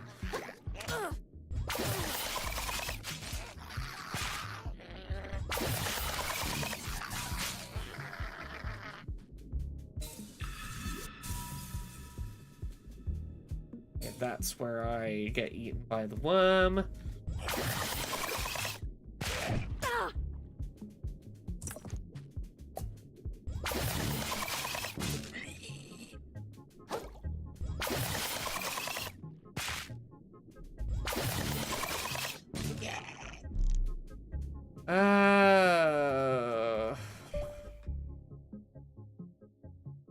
Okay, finally back to... And even this is when I first started, like, trying to go to conventions and stuff. Like... It's 2013. Okay, this is 11 years ago. I'd have been, what? 22. I look older. Okay, yeah, let's show you this one. I'm 11 years younger in the photo you're about to see, but I definitely look older. Yeah, this was me. This was me at 22. My eyes look so exhausted. I look so fucking tired. Oh, this is not even like proper emo phase Laura. This was wearing an outfit for a night out at a convention. This was like, yeah.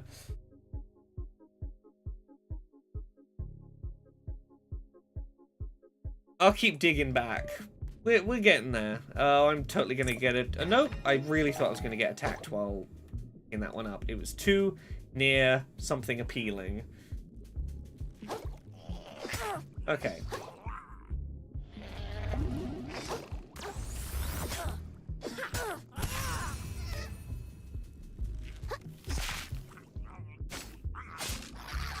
There we go.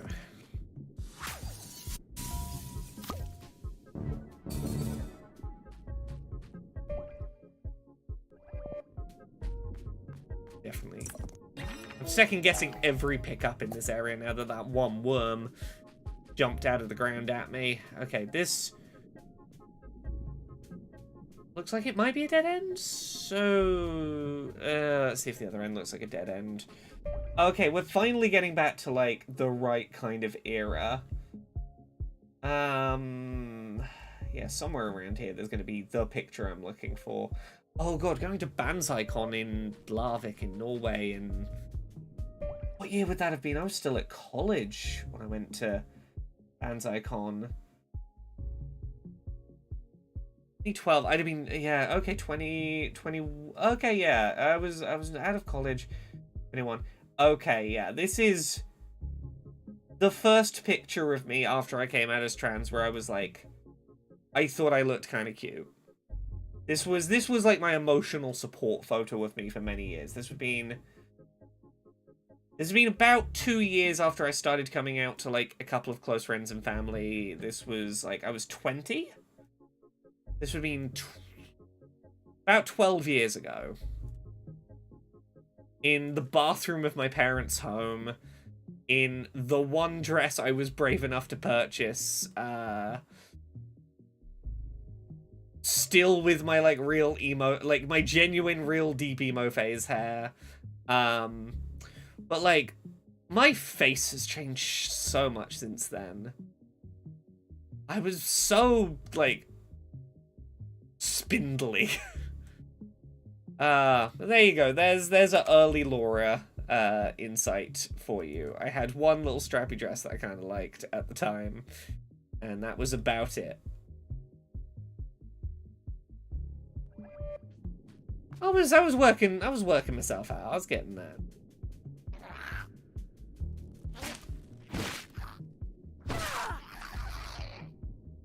Okay, well, where was I going?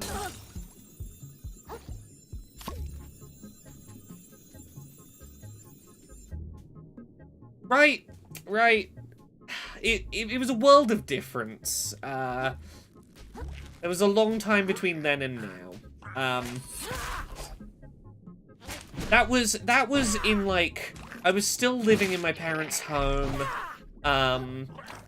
Wasn't allowed to be out full time. Like, I had to, like, it was in the period where I was living at home, but, like, I couldn't be presenting as female when my parents were around. It had to explicitly be a, you know, they're not around thing. They didn't want to be involved in all that. So I was myself around friends, you know, when traveling and socializing with friends, or when, you know, they were away and it was just me at home, but other than that, I just kind of had to live in the closet for a while. As it were. But things got better. Things are better with them now, but yeah, there was definitely a difficult time. Okay. Let's see if I can sprint back to where it was, if I can remember where it was. Oh yeah, that's that shell, so we don't get that one.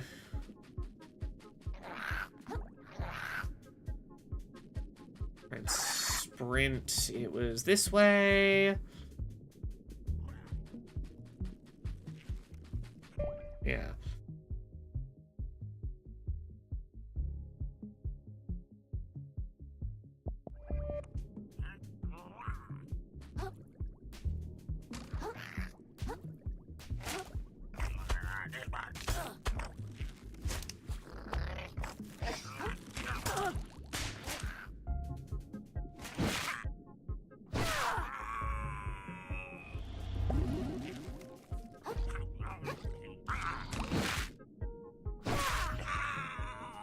Get my shell back. Okay.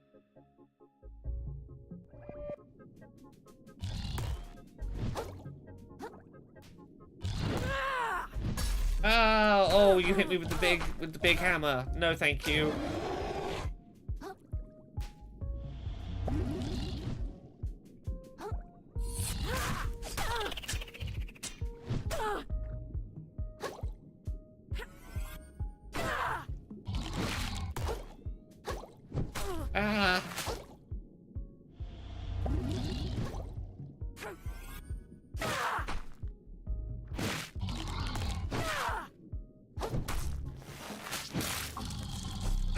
Okay, we took him down.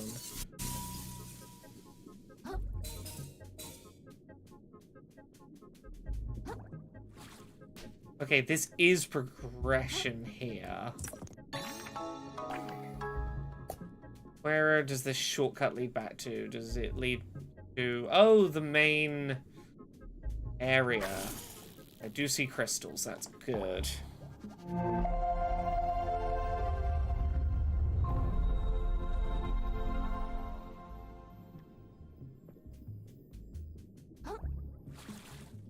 Get the crystal quickly.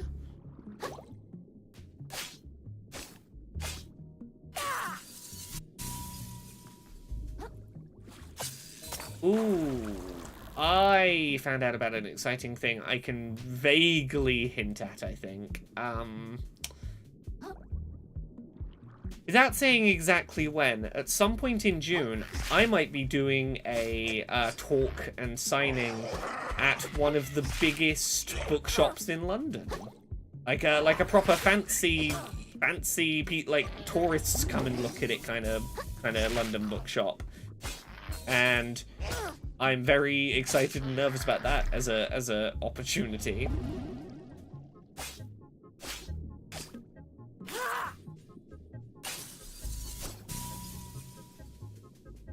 One of those big, like, I can mention where it is and the name of the bookshop, and, like, my parents were like, oh yeah, we know the one. I'm like, yeah, you do. It'll involve other people. I can't say much more right now, but, yeah, late June, I might be involved in something really fucking cool. And I'm excited about that.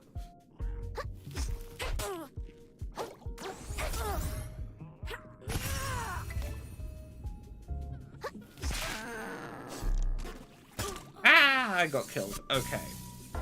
But progress was made. Progress was made. 77 purple cubes. Okay, that means I can unlock a whole bunch more upgrade stuff. That's good.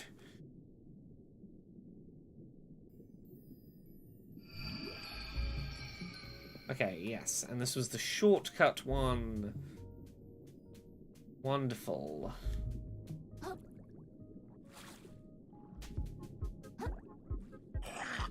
Came back down here. I'm just double checking there's nothing else important that I missed. That's my shell.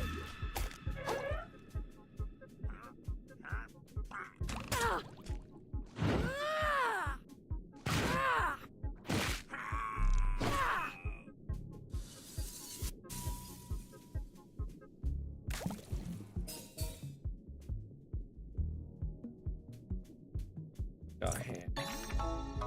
More umami charges. This leads back to...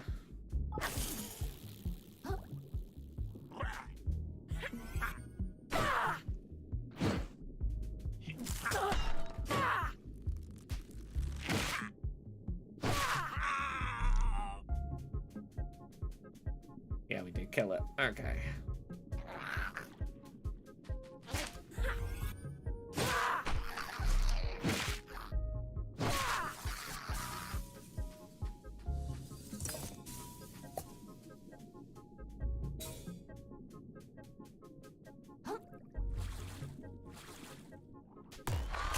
Ah! Oh, of course this is one of those fuckers.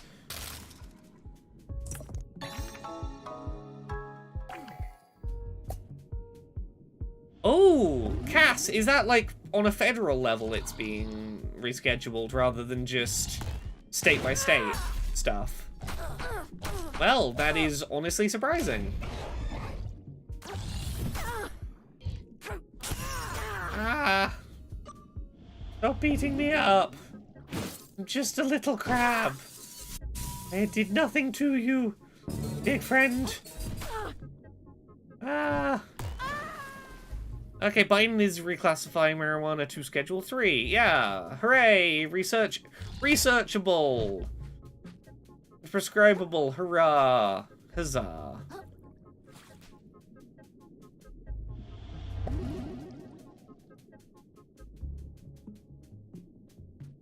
Okay, so this is down here. I want to head back up.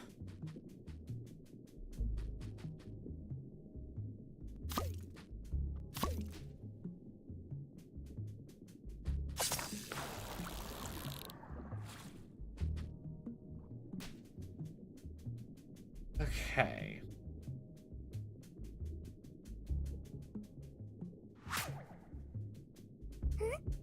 Even going. Yes. Cass says, it's a very big deal. I look forward to being able to cross state lines without being a crime. Hell yeah. That is, you deserve that. As someone whose medication is sometimes illegal to take across borders, you have my sympathy and empathy. Yes, if I ever want to take my ADHD medication with me when I go abroad, I have to do the go get a check that country's specific rules, go get a letter from my doctor specific to, like, I will be leaving on this date and coming back on this date, and I take this much medication at these times of day, which means this many tablets total for that duration of trip, and blah blah blah, all that bullshit.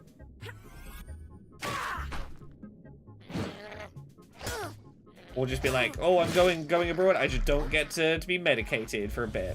Which is always fun when it's work travel, and it's like, oh, I have to go give, like, talks and stuff, and I have to be on Chaos Brain. In more context, the Biden administration moved to make the use of marijuana a less serious federal crime, which aims to bridge the wide gap between state and federal cannabis laws. Nearly 40 states have legalized marijuana in some form.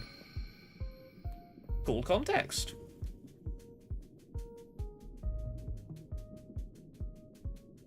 Okay, and then this is above where I died.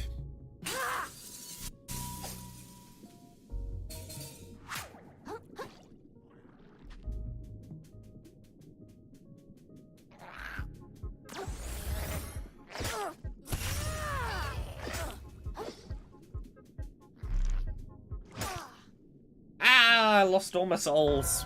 Fuck. Ah, fucked up. Ah, fucked up. I'm resisting,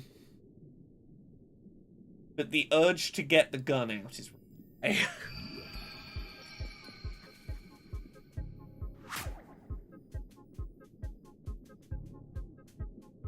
yeah, yes, I've been following the, arrests of students, in university protest stuff that's been going on in the US.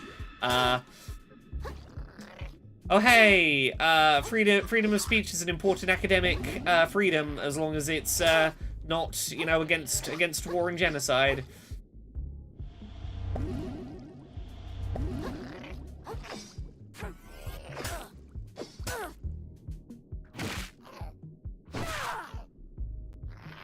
Students are camping on my campus right now. Fuck yeah, Cyborg Girl. Hell yeah, I hope they're doing alright. 'Cause depending on which universities we're talking about right now, there is a real disparity between how that's going. My boyfriend is on the way to deliver bottles of water. Fuck yeah. Yeah, it's...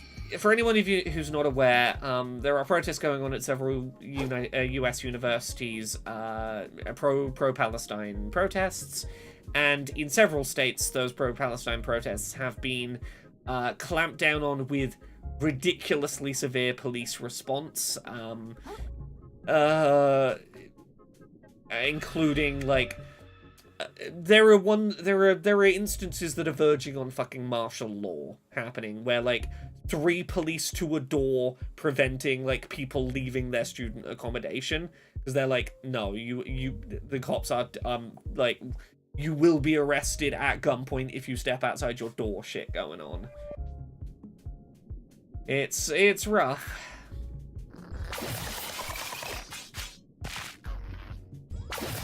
So, fucking more power to anyone that is taking part in those, and anyone particularly who is getting out there supporting and helping ensure that those protests can happen, and doing the solidarity work that is needed to keep a protest like that going long term.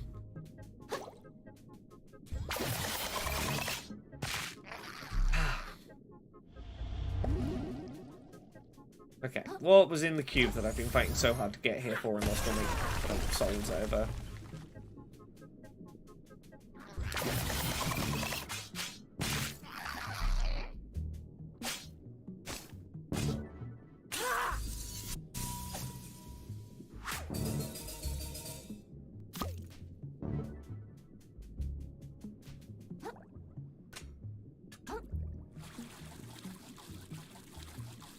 Yes.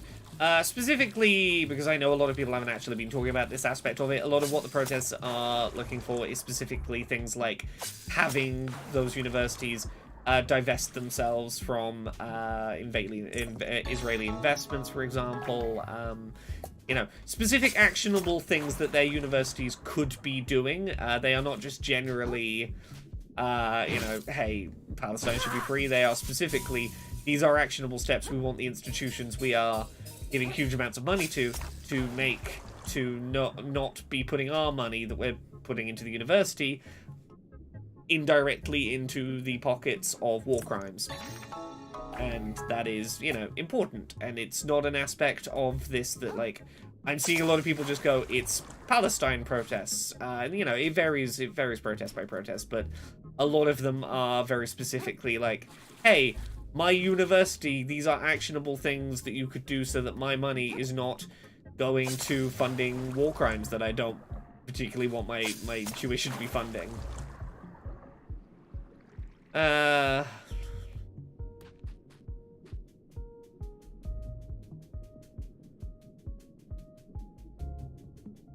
Right, I think we cleared this area out, largely.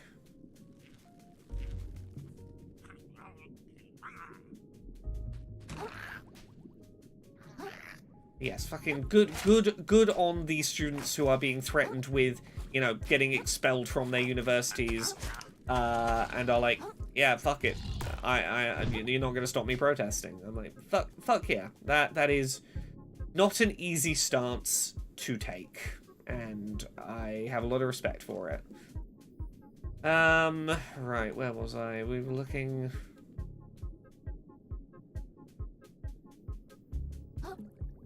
Is there another, like, whole area for me to go to? Yeah, Cyborg Girl says, and to be absolutely clear, students at my school and other American universities have been urging the administration to divest from Israeli companies for years. Yes, it is definitely ramped up now, but, yes, I certainly would not want to imply that this was not happening previously. Of course it was. Right, where was I going? What was I doing? I've gotten so lost in this weird new area I found that I lost track of everything.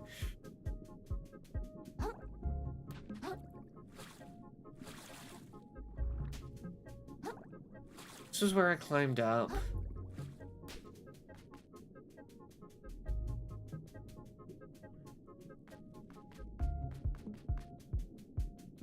Probably come back up that way.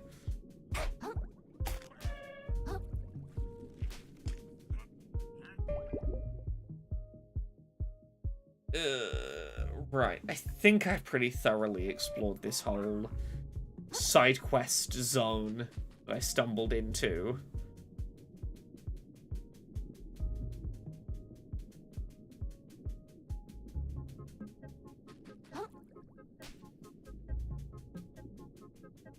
Yeah, I'll say this. I saw a point made that I think was very apt, which was there was some footage doing the rounds on social media of university students barricading themselves inside a room to keep cops out, and someone made the point. What a surprise! You trained a generation of American youth on constant active shooter drills, including how to barricade a door and how to keep armed people out of a space. Oh no. Did they turn around and use that to resist force from the police? And to that I say, that is a very, very good point. You train an entire generation of kids to be ready for if there is someone armed trying to get into a space. What can you do to keep that space somewhat secured? And if you can, that is transferable skills.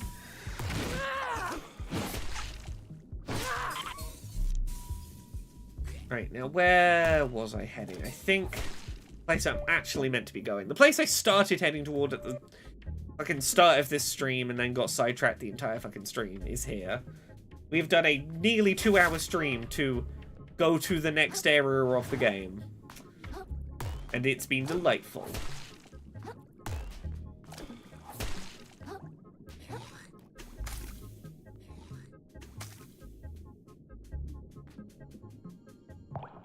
Here we are, the area that's going to lead to the factory town.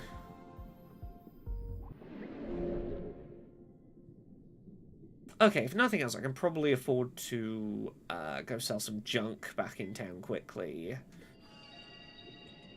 That'll get me some level ups and stuff. Lower crust.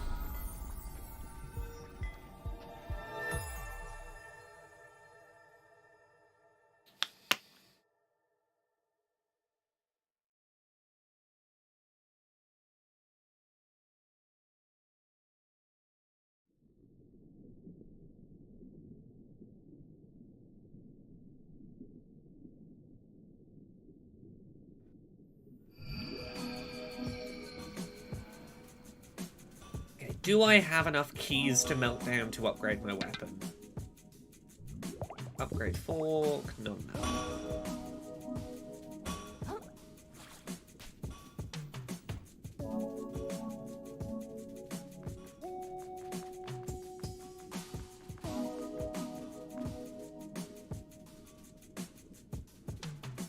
Even if I lost all those souls back there, this will probably make up for it.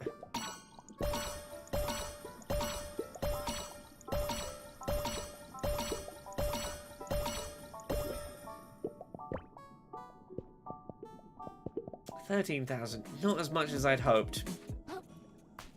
Can I afford anything decent, like, directly from you for $13,000? Our Bloodstar limbs are 2,500 each. We could get those.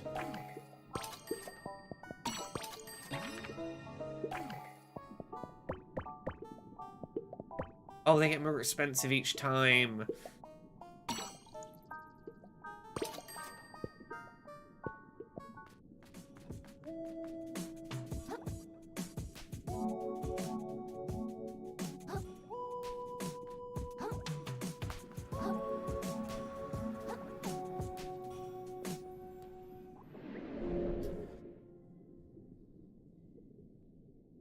I might wrap up the stream in a minute, because this leaves us at a good place to start on a Friday night stream with at the new area. We can go explore the company town area.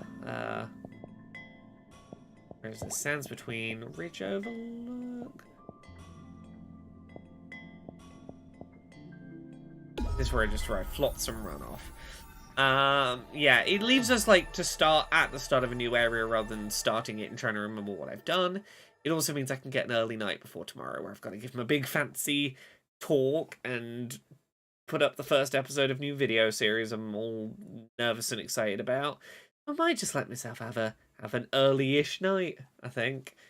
Thank you everyone for watching. I hope you've enjoyed. I will be back with some more Another Crab's Treasure on Friday.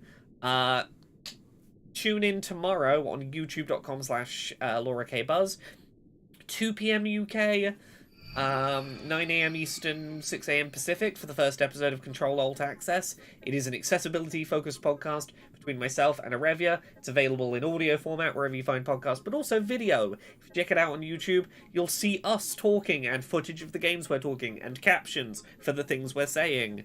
So look forward to that tomorrow. Have a good rest of your day, everyone. I will catch you all soon.